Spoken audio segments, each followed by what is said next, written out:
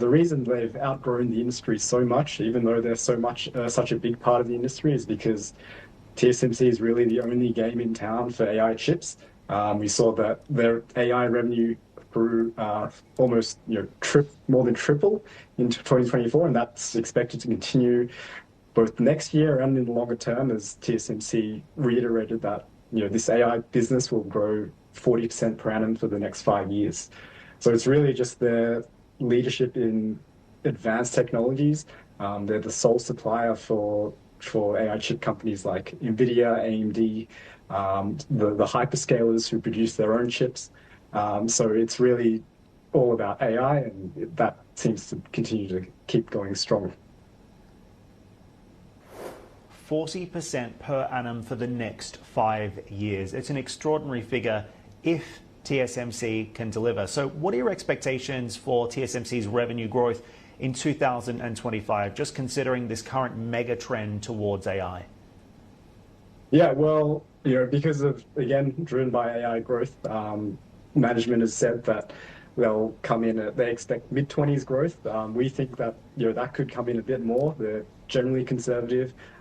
There's definitely a lot of demand for AI, so that can continue, and potentially we might see even some recovery elsewhere in the smartphone sectors, but that's still too early to be seen.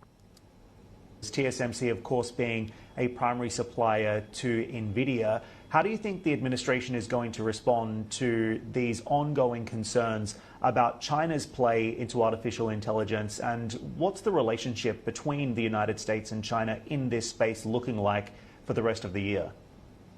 Yeah, well, just this week we saw the Biden administration unleash a whole wave of new regulations, again, cracking down on the ability to export AI chips to China and certain other countries.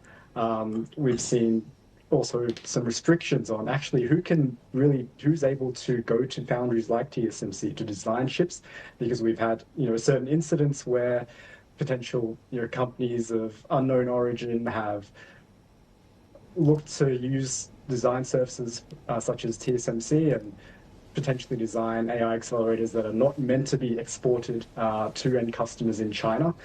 So we're seeing a tightening of that. Right. In terms of the impact to TSMC's revenue, we think it's really, really small. There is sort of virtually little revenue associated with these illegal sort of these schemes that are designed to get around these export controls.